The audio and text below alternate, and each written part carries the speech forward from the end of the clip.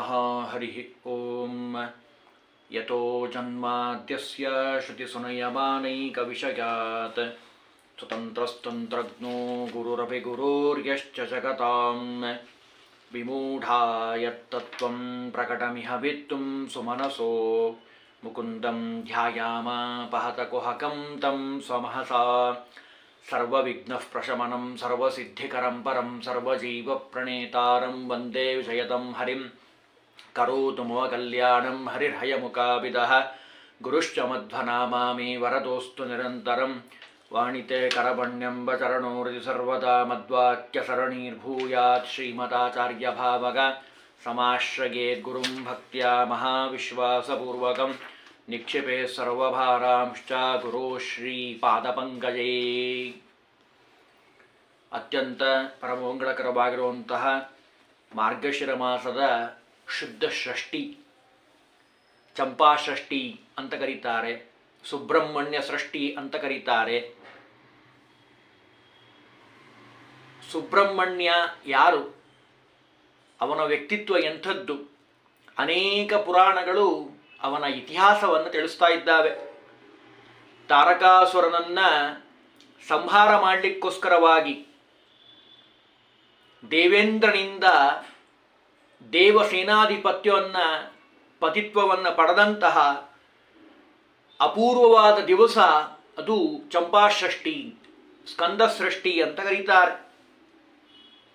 ಅವನ ಪ್ರತೀಕದಲ್ಲಿ ಅಂದರೆ ಸುಬ್ರಹ್ಮಣ್ಯನ ಪ್ರತೀಕದಲ್ಲಿ ಪ್ರದ್ಯುಮ್ನ ರೂಪಿ ಭಗವಂತನ ವಿಶೇಷವಾದ ಆರಾಧನೆಯನ್ನು ಮಾಡುವಂಥ ದಿವಸ. ಕರಾವಳಿ ಪ್ರದೇಶದಲ್ಲಿ ನಾವು ಇದನ್ನು ಹೆಚ್ಚಾಗಿ ಕಾಣ್ತೀವಿ. ನಾಗಾಲಯಗಳಲ್ಲಿ ಸುಬ್ರಹ್ಮಣ್ಯನ ಆರಾಧನೆಯನ್ನು ಮಾಡ್ತಾರೆ. ಬಹಳ ಜನ ಏನು ಅಂದ್ಕೊಂಡಿದ್ದಾರೆ ಅಂದರೆ ಈ ಸುಬ್ರಹ್ಮಣ್ಯನನ್ನು ವಾಸುಕಿ, ತಕ್ಷಕ ಅಥವಾ ನಾಗ ಅಥವಾ ಶೇಷ ಅಂತ ಹೀಗೆ ತಿಳಿದಂಥವರು ಬಹಳ. ಮತ್ತು ನಿಜವಾಗ್ಲೂ ಯಾರವನು ಅಂತ ಪ್ರಶ್ನೆ ಮಾಡಿಕೊಂಡ್ರೆ ಶಾಸ್ತ್ರಕಾರರು ಬಹಳ ಸುಂದರವಾಗಿ ಅನೇಕ ಪುರಾಣಗಳಲ್ಲಿ ಇದರ ಬಗ್ಗೆ ವಿವರಣೆಯನ್ನು ನಾವು ಕಾಣಬಹುದು.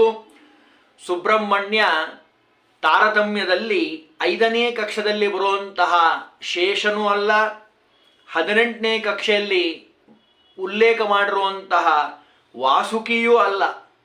ಮತ್ತು ಯಾರಿವನು ಅಂತ ಕೇಳಿದರೆ 8ನೇ ಕಕ್ಷೆಯಲ್ಲಿ ಬರುವಂತಹ ವಿಷ್ಣುವಿನ ಪುತ್ರನಾಗಿರುವಂತಹ ಕಾಮ, ದೇವೇಂದ್ರನಿಗೆ ಸಮನಾಗಿರುವಂಥವನು ಈ ನಮ್ಮ ಸುಬ್ರಹ್ಮಣ್ಯ, ಕಾಮ ಅಂತ ಕರೀತಾರೆ. ಅವನ ಬಗ್ಗೆ ಒಂದೆರಡು ವಿಷಯವನ್ನು ಇವತ್ತು ತಿಳಿಲಿಕ್ಕೆ ಪ್ರಯತ್ನವನ್ನು ಮಾಡೋಣ. ಕಾಮದೇವ ಸಾಮಾನ್ಯ ದೇವತೆ ಅಲ್ಲ, ದೇವೇಂದ್ರನ ಶಕ್ತಿ ಸಾಮರ್ಥ್ಯಗಳಿಗೆ ಸಮನಾಗಿ ನಿಲ್ಲುವಂತಹ ಮನೋಭಿಮಾನಿಯಾಗಿರುವಂತಹ ದೇವತೆ ಅದು ಕಾಮದೇವ.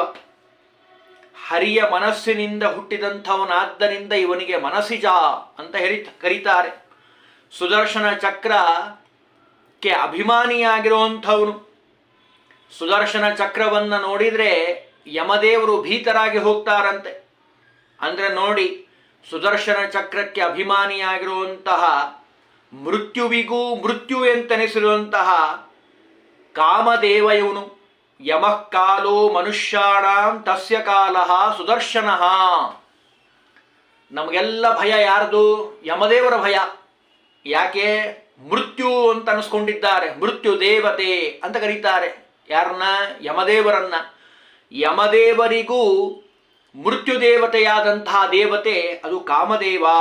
ಭಗವಂತನ ವಿಶೇಷ ಸನ್ನಿಧಾನ, ಪ್ರದ್ಯುಮ್ನ ರೂಪಿ ಭಗವಂತನ ಆದೇಶವನ್ನು ಪರಿಪಾಲನೆ ಮಾಡುವಂತಹ ರೂಪ ಅದು ಕಾಮನ ರೂಪವಾಗಿರುವಂಥದ್ದು.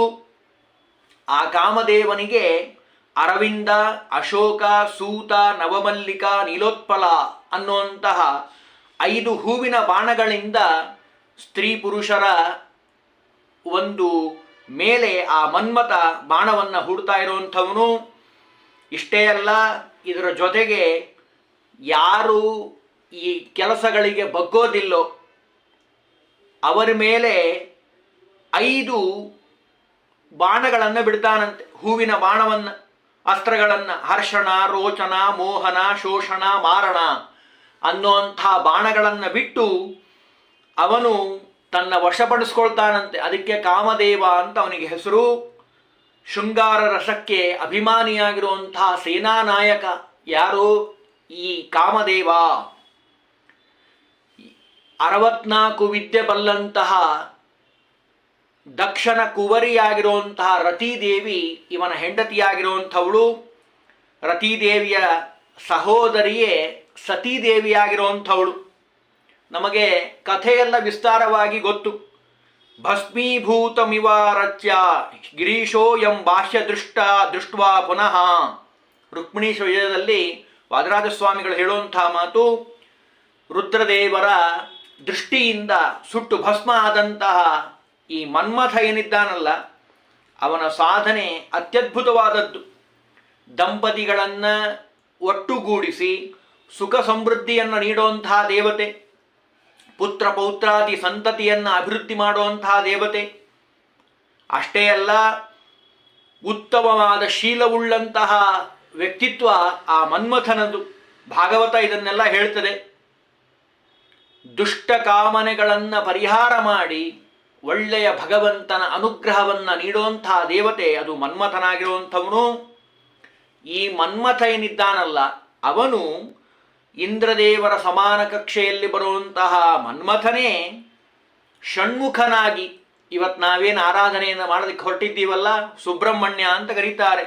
ಷಣ್ಮುಖನಾಗಿ ರುದ್ರದೇವರಿಂದ ಜನಿಸಿದಂಥವನು. ಇವನನ್ನು ಸುಬ್ರಹ್ಮಣ್ಯ ಅಂತ ಕರೀತಾರೆ. ಬ್ರಹ್ಮದೇವರ ಶಾಪದಿಂದ ಈ ಸುಬ್ರಹ್ಮಣ್ಯನಿಗೆ ಸರ್ಪ ಶರೀರ ಬಂದಿರುವಂಥದ್ದು. ಆಗ ತಾಯಿಯಾಗಿರುವಂತಹ ಪಾರ್ವತೀದೇವಿ ಷಷ್ಠಿವ್ರತವನ್ನು, ಅಂದರೆ ಚಂಪಾ ಷಷ್ಠಿ, ಸುಬ್ರಹ್ಮಣ್ಯ ಷಷ್ಠಿ ಅಂತ ಯಾಕೆ ಬಂತು ಅಂತ ಅನ್ಲಿಕ್ಕೆ ಇದಕ್ಕೆ ಉದಾಹರಣೆಯನ್ನು ಹೇಳ್ತಾ ಇದೆ ಶಾಸ್ತ್ರ. ಆ ವ್ರತವನ್ನು ತಾಯಿಯಾಗಿರುವಂತಹ ಪಾರ್ವತೀದೇವಿ ವ್ರತವನ್ನು ಮಾಡ್ತಾಳೆ ತನ್ನ ಮಗನಿಗೋಸ್ಕರವಾಗಿ. ಆ ದಿವಸ ಅದು ಸುಬ್ರಹ್ಮಣ್ಯ ಷಷ್ಠಿ. ಇಂದಿಗೂ ಸುಬ್ರಹ್ಮಣ್ಯ ಷಷ್ಠಿ, ಸುಬ್ರಹ್ಮಣ್ಯ ಅಂತ ಕ್ಷೇತ್ರ ಇದೆ. ಆ ಕ್ಷೇತ್ರದಲ್ಲಿ ವಿಶೇಷವಾಗಿ ಆರಾಧನೆಯನ್ನು ಮಾಡ್ತಾರೆ. ಮಕ್ಕಳಾಗದೇ ಇರುವಂತಹ ದಂಪತಿಗಳು ಈ ಮನ್ಮಥನ ಅನುಗ್ರಹದಿಂದ ಸತ್ಪುತ್ರರನ್ನು ಪಡಿತಾರಪ್ಪ. ಜಾತಕದಲ್ಲೇನಾದರೂ ಸರ್ಪದೋಷ ಇದ್ದರೆ ಸರ್ಪಾರಾಧನೆಯನ್ನು ಮಾಡಿ, ಸುಬ್ರಹ್ಮಣ್ಯನ ಆರಾಧನೆಯನ್ನು ಮಾಡಿ ಅಂತ ಹೇಳ್ತಾರೆ. ಸಂತಾನವನ್ನು ನೀಡುವಂತಹ ಸುಬ್ರಹ್ಮಣ್ಯನ ಆಯುಧ ಅದು ಸರ್ಪವಾಗಿರುವಂಥದ್ದು. ಆದ್ದರಿಂದ ಸುಬ್ರಹ್ಮಣ್ಯನೇ ಬೇರೆ, ಸರ್ಪನೇ ಬೇರೆ, ಅದನ್ನಿಲ್ಲಿ ತಿಳಿಸಿದರು. ಸುಬ್ರಹ್ಮಣ್ಯನ ಆಯುಧವಾಗಿರುವಂಥದ್ದು ಸರ್ಪ. ನಮಗಿರುವಂತಹ ಸರ್ಪದೋಷವನ್ನು ಸುಬ್ರಹ್ಮಣ್ಯ ಪರಿಹಾರ ಮಾಡಿ ಉತ್ತಮವಾದ ಸಂತಾನವನ್ನು ನೀಡ್ತಾ ಇದ್ದಾನೆ. ಕುಮಾರ ತಂತ್ರ ಅನ್ನುವಂತಹ ಗ್ರಂಥದಲ್ಲಿ ಸುಬ್ರಹ್ಮಣ್ಯನ ಆರಾಧನೆ ಹೇಗೆ ಮಾಡಬೇಕು ಅಂತ ವಿಸ್ತಾರವಾಗಿ ತಿಳಿಸ್ತಾರೆ. ಸುಬ್ರಹ್ಮಣ್ಯನನ್ನೇ ಸರ್ಪ ಅಂತ ತಿಳಿದವರಿದ್ದಾರೆ. ಹಾಗೆಲ್ಲ ತಿಳಿಬಾರದು ಅಂತದೆ ಶಾಸ್ತ್ರ. ಸಂತಾನಪ್ರದವಾದ ರೂಪದಲ್ಲಿ ಸುಬ್ರಹ್ಮಣ್ಯನ ಸರ್ಪವನ್ನು ಅವನು ಹಿಡಿದುಕೊಂಡಿರುವಂಥದ್ದು. ಸುಬ್ರಹ್ಮಣ್ಯ ಕ್ಷೇತ್ರದಲ್ಲಿ ನೆಲೆಸಿದಂತಹ ವಾಸುಕಿಯಲ್ಲಿ ನಿತ್ಯ ಸಂಧಿತನಾಗಿದ್ದು ಯಾರು ಆರಾಧನೆಯನ್ನು ಮಾಡ್ತಾರೋ ಅವರಿಗೆ ವಿಶೇಷವಾಗಿ ಸಂತಾನವನ್ನು ನೀಡುತ್ತಾ ಇದ್ದಾನೆ. ವರಾಹ ಪುರಾಣದಲ್ಲಿ, ಬೇರೆ ಬೇರೆ ಪುರಾಣಗಳಲ್ಲಿ ಬಹಳ ವಿಸ್ತಾರವಾಗಿ, ವರಾಹ ಪುರಾಣದಲ್ಲಿ, ರಾಮಾಯಣದಲ್ಲಿ ಷಣ್ಮುಖೋತ್ಪತ್ತಿಯನ್ನು ಹೇಳ್ತಾರೆ, ಸ್ತೋತ್ರವನ್ನು ಮಾಡ್ತಾರೆ. ಭವತ್ವಂ ಸೇನ ದೇವಸೇನಾನಿರ್ ಮಹೇಶ್ವರ ಸುತಪ್ರಭೋ ಷಣ್ಮುಖ ಸ್ಕಂದ ವಿಶ್ವೇಶ ಕುಕ್ಕುಟ ಧ್ವಜಪಾವಕ. ಎಷ್ಟು ಹೆಸರ್ರಿ ಅವನಿಗೆ! ಅನೇಕ ಹೆಸರುಗಳನ್ನು ಹೇಳ್ತಾರೆ. ಕಂಪಿತಾರೇ ಕುಮಾರೇಶ ಸ್ಕಂದಬಾಲ ಅನುಗ್ರಹ ಜಿತಾರೇ ಕ್ರೌಂಚ ವಿಧ್ವಂಸ ಕೃತ್ತಿಕಾಜ ಶಿವಾತ್ಮಜ.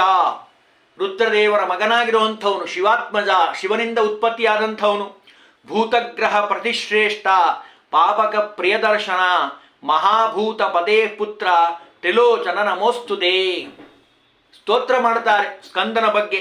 ಆ ಸುಬ್ರಹ್ಮಣ್ಯನ ಸ್ತೋತ್ರ ಲಿಂಗ ಪುರಾಣದಲ್ಲಿ ಹೇಳ್ತಾರೆ ಅವನ ಮಹಾಮಹಿಮೆಯನ್ನು. ಮತ್ಸ್ಯ ಪುರಾಣದಲ್ಲಿದೆ. ಮಹಾಭಾರತದಲ್ಲಿ ಸ್ಕಂದನ ಚರಿತ್ರೆಯನ್ನು ಹೇಳ್ತಾರೆ. ವನಪರ್ವದ ಮಾರ್ಕಾಂಡೇಯದ ಸಮಸ್ಯಾ ಪರ್ವದಲ್ಲಿ ಸ್ಕಂದನ ಉತ್ಪತ್ತಿ ಬಗ್ಗೆ ಬಹಳ ವಿಸ್ತಾರವಾಗಿ ಹೇಳ್ತಾರೆ. ಅದ್ಭುತಸ್ಯಾದ್ಭುತಂ ಪುತ್ರಂ ಪ್ರವಕ್ಷ್ಯಾಮಿ ಮಿತೋಜಸಂ ಜಾತಂ ಬ್ರಹ್ಮರ್ಷಿ ಭಾರ್ಯಾಭಿರ್ ಬ್ರಹ್ಮಣ್ಯಂ ಕೀರ್ತಿವರ್ಧನಂ. ಬಹಳ ಸುಂದರವಾಗಿ ಆ ಚರಿತ್ರೆಯನ್ನು ತಿಳಿಸ್ತಾರೆ, ಷಣ್ಮುಖನ ಚರಿತ್ರೆಯನ್ನು. ಒಂದೆರಡು ವಿಷಯವನ್ನು ನೋಡೋದಾದರೆ, ನಾನೀಗ ಹೇಳಿದ ಹಾಗೆ ತಾರಕಾಸುರ ವರವನ್ನು ಪಡೆದಿರ್ತಾನೆ. ರುದ್ರದೇವರ ಮಗನಿಂದ ನಾನು ಹತನಾಗಬೇಕು, ಅವನು ಮಾತ್ರ ಸಂಹಾರ ಮಾಡಬೇಕು. ರುದ್ರದೇವರು ಮತ್ತು ಪಾರ್ವತೀ ದೇವಿಯ ವಿಶೇಷವಾದ ಅಂಶದಿಂದ ಹುಟ್ಟಿದಂಥವನು ಈ ನಮ್ಮ ಸ್ಕಂದ. ಯಾವಾಗ ತನ್ನ ಸ್ಕನ್ನಂ ತೇಜಸ ತತ್ರ ಸಂವೃತಂ ಜನಯತ ಸುತಂ ಋಷಿಭಿಃ ಪೂಜಿತಂ ಸ್ಕನ್ನ ಮನಯತ್ ಸ್ಕಂದತಾಂ ತತಃ. ಸ್ಕನ್ನ ಅಂದರೆ ಬೀಳೋದು, ಹರಿಯೋದು. ರುದ್ರದೇವರ ತೇಜಸ್ಸು ಅಗ್ನಿಯಲ್ಲಿ ಪಾರ್ವತೀ ದೇವಿ ಯಾವಾಗ ಸೇರಬೇಕು ಆ ಸಮಯದಲ್ಲಿ ಅದನ್ನು ಹೇಳ್ತಾರೆ, ರುದ್ರದೇವರ ವೀರ್ಯವನ್ನು ಪಾರ್ವತೀ ದೇವಿ ಧರಿಸ್ಲಿಕ್ಕೆ ಆಗದೆ, ಸಾಧ್ಯವಾಗದೆ ಅಗ್ನಿಯಲ್ಲಿ ಹಾಕಿದ್ದಾಳೆ. ಆ ಅಗ್ನಿ ಅವನಿಗೂ ಸಾಧ್ಯ ಆಗದೆ ಗಂಗೆಯಲ್ಲಿ ಹಾಕಿದ್ದಾನೆ. ಗಂಗೆ ಅಲ್ಲಿ ಅದಕ್ಕೂ ಸಹನೆ ಆಗಲಿಲ್ಲ. ಅಂತಹ ಅಮೋಘವಾಗಿರುವಂಥದ್ದು ರುದ್ರದೇವರ ತೇಜಸ್ಸು. ಅಲ್ಲಿ ಹುಲ್ಲಿನ ಮೇಲೆ ಹಾಕಿದ್ದಾಳೆ, ಹುಲ್ಲಿನ ವನದಲ್ಲಿ. ಅದು ಬಹಳವಾಗಿ ಬೆಳೆದಿರುವಂತಹ ಪರ್ವತ.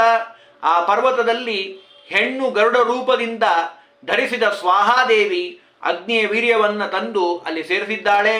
ಅದು ಶ್ವೇತ ಪರ್ವತ ಅಂತ ಅನ್ನಿಸ್ಕೊಳ್ತು. ಅಲ್ಲಿ ಸ್ಕಂದನ ಉತ್ಪತ್ತಿಯಾಗಿರುವಂಥದ್ದು. ಪಾರ್ವತಿ ಪರಮೇಶ್ವರು ಅವನ ತಂದೆಯಾಗಿರುವಂಥವರು. ಇಷ್ಟೇ ಅಲ್ಲ, ಅದನ್ನೆಲ್ಲ ಇಲ್ಲಿ ವರ್ಣನೆ ಮಾಡ್ತಾರೆ. ಶ್ವೇತ ಪರ್ವತದಲ್ಲಿ ಕೃತ್ತಿಕಾ ನಕ್ಷತ್ರ ದೇವತೆಗಳು ಬಂದು ಅವನು ಎಲ್ಲ ಕಡೆ ನೋಡ್ತಾನಂತೆ. 6 ಕಡೆ ಮುಖ ಅವನಿಗೆ ಬಂದಿರುವಂಥದ್ದು. 6 ಮಂದಿ ಕೃತ್ತಿಕಾ ಮಾತೆಯರಿಂದ ಅವನು ಪೋಷಣೆ ಮಾಡಿಸ್ಕೊಳ್ತಾನೆ. ಅವತ್ತಿನಿಂದ ಅವನಿಗೆ ಕಾರ್ತಿಕೇಯ ಅನ್ನುವಂಥ ಹೆಸರು ಬಂತು ಅಂತ ಹೇಳಿ ಅನೇಕ ಪುರಾಣಗಳು ನಮಗೆ ತಿಳಿಸಿ ಹೇಳ್ತಾರೆ. ಇದನ್ನೆಲ್ಲ ವಿಸ್ತಾರವಾಗಿ ಶಾಸ್ತ್ರಕಾರ ತಿಳಿಸ್ತಾರೆ. ದರ್ಭೆಯ ವನದಲ್ಲಿ ಹುಟ್ಟಿದ್ದಾದ್ದರಿಂದ ಅವನಿಗೆ ಶರವಣ ಅಂತ ಹೆಸರು. ಅಗ್ನಿಯಿಂದ ಸ್ಕಂದನಾದ್ದರಿಂದ ಸ್ಕಂದ ಅಂತ ಹೆಸರು. ನೋಡ್ರಿ, ಒಂದೊಂದು ಹೆಸರಿಗೂ ಅದರ ಮಹತ್ವ ಇದೆ. ಅಂದ್ರೆ ಕೃತ್ತಿಕಾ ದೇವತೆಗಳು ಸ್ತನ್ಯಪಾನವನ್ನು ಮಾಡಿಸಿದ್ರಿಂದ ಅವನಿಗೆ ಕಾರ್ತಿಕೇಯ ಅಂತ ಅವನಿಗೆ ಹೆಸರು. 6 ಮಂದಿ ಕೃತ್ತಿಕಾ ದೇವಿಯರಿಗೆ ಒಟ್ಟಿಗೆ ಸಂತೋಷ ಆಗಿ ಸ್ತನ್ಯಪಾನವನ್ನು ಮಾಡಿಸ್ತಾರೆ. ಷಣ್ಮುಖ ಅಂತ ಅವನಿಗೆ ಹೆಸರು. 6 ತಲೆ ಇರುವುಳ್ಳಂಥವನು. ಇದನ್ನೆಲ್ಲ ಯಾರು ಕೇಳ್ತಾರೋ ಅಂದ್ರೆ ಈ ಕಥೆಯನ್ನ, ಅವ್ರಿಗೇನಾಗತ್ತೆ, ಪುತ್ರ ಪೌತ್ರರೊಡನೆ ಸುಖ ಸಮೃದ್ಧಿಯನ್ನ ಪಡಿತಾರಂತೆ. ಬಾಲಕಾಂಡದಲ್ಲಿ ಎಷ್ಟೆಲ್ಲ ಹೇಳ್ತಾರೆ ನೋಡಿ.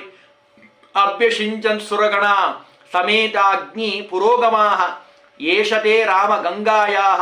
ಅದನ್ನೆಲ್ಲ ಹೇಳ್ತಾರೆ. ಕೊನೆಗೊಂದು ಮಾತು ಹೇಳ್ತಾರೆ, ಕುಮಾರ ಸಂಭವಶ್ಚೈವ ಧನ್ಯ ಪುಣ್ಯಸ್ತಥೈವ ಚ.